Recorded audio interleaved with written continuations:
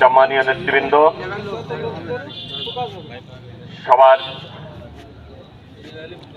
শুভেচ্ছা এবং অভিনন্দন জানাচ্ছি।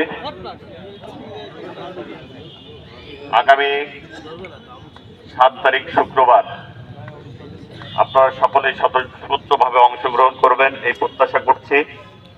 একই সাথে প্রত্যেকটা ইউনিয়ন আপনারা কাপড়ের ব্যানার, হলুদ কাপড়ের ব্যানার, প্রত্যেকটি ইউনিয়ন থেকে একটি করে ব্যানার নিয়ে আসবেন। আর পৌরসভার 9টা ওয়ার্ডের 9টা ব্যানার, এই ব্যানারগুলো নিয়ে স্ব ইউনিয়ন স্ব স্থানে আপনারা মিছিল নিয়ে আসবেন এবং মিছিল যখন আমরা কালীগঞ্জ শহর প্রদক্ষিণ করব সেখানেও আপনারা ওইভাবে ব্যানার নিয়ে স্ব ইউনিয়ন থাকবেন, স্ব ওয়ার্ড থাকবেন। আমরা দেখতে পাই যে আমাদের যখন র্যালি হয় তখন এই মূল র্যালির ব্যানারের সামনে 200 থেকে 500 লোক থাকে। এইগুলো কোনো অবস্থায় আগামী র্যালিতে যাতে না হয় আমি সবার প্রতি অনুরোধ করছি, দয়া করে মিছিলের সামনে 500 লোক থাকার দরকার নাই। 2-4 জন শুধু গাড়ি ঘোড়া ঠিক করার জন্য, রোড ক্লিয়ার করার জন্য থাকবে, বাকিরা সব মিছিলের সাথে থাকবেন।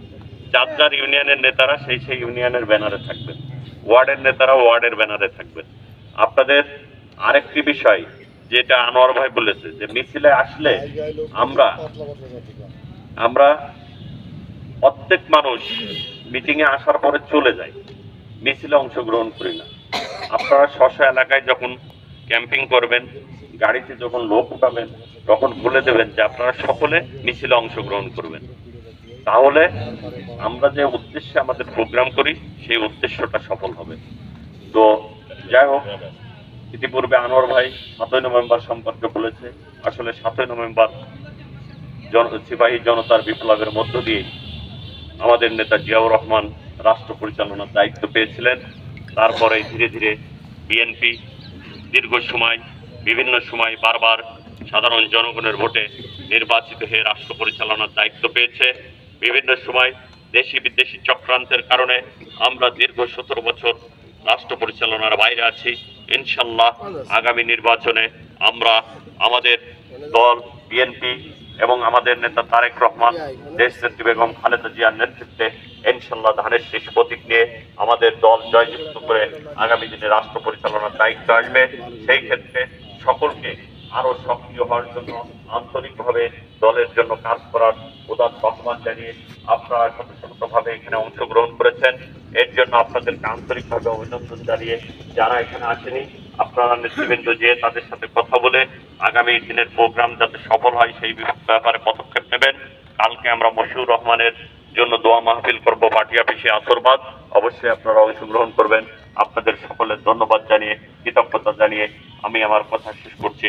আল্লাহ হাফেজ। বাংলাদেশ জিন্দাবাদ, দেশনেত্রী বেগম খালেদা জিয়া জিন্দাবাদ, তারেক রহমান জিন্দাবাদ। সকলকে ধন্যবাদ। আসসালামু আলাইকুম।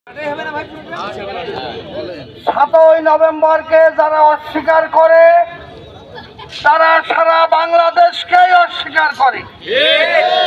7ই নভেম্বরকে যারা অস্বীকার করে আমাদের নেতা জিয়াউর রহমানকে অস্বীকার করে। সেহেতু 7ই নভেম্বরের প্রোগ্রাম আমাদের বিএনপির এবং আমাদের নেতা শহীদ রাষ্ট্রপতি জিয়াউর রহমানের অস্তিত্বের দিন, এবং এই দিনকে যুগ যুগ ধরে স্থায়ী করার যে সংগ্রাম, এই সংগ্রামে বিএনপি নেতা কর্মীরা ঐক্যবদ্ধ থাকবে, এই আহ্বান আমি রাখি।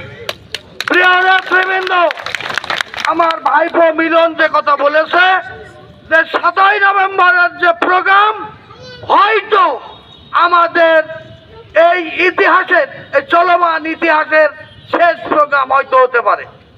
সেহেতু আপনাদের নেতা, আমাদের নেতা হামিদুল ইসলাম হামিদকে যদি প্রার্থী হিসেবে দেখতে চান, তাকে যদি মনোনয়নের সহযোগিতা করেন, তাহলে এই মিছিল সফল করার দায়িত্ব কিন্তু আপনাদের।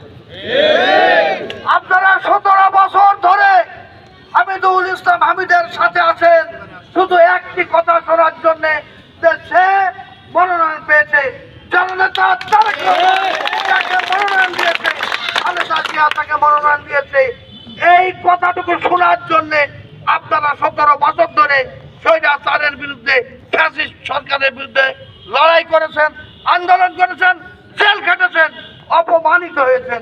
তার শেষ পরিণতি আগামী দিনের যে মনোনয়ন। তো ফলে এই মনোনয়নের যে প্রতিযোগিতা, এই প্রতিযোগিতায় আপনারা হামিদুল ইসলাম হামিদকে যদি দেখতে চান, তাহলে 7ই নভেম্বরের এই সমাবেশকে আপনাদের সফল করতে হবে। যে কথা মিলন বলেছে, আপনারা বাড়িতে আসলেন, আমরা বাড়িতে আসলাম কষ্ট করে, কিন্তু সমাবেশ শেষ হইল, আপনারা যার যার মতো চার দোকানে চলে গেলেন বা আপনারা গাড়িতে উঠে গেলেন, মিছিলে গেলেন না। সামনে শুক্রবার পড়ছে, মিছিল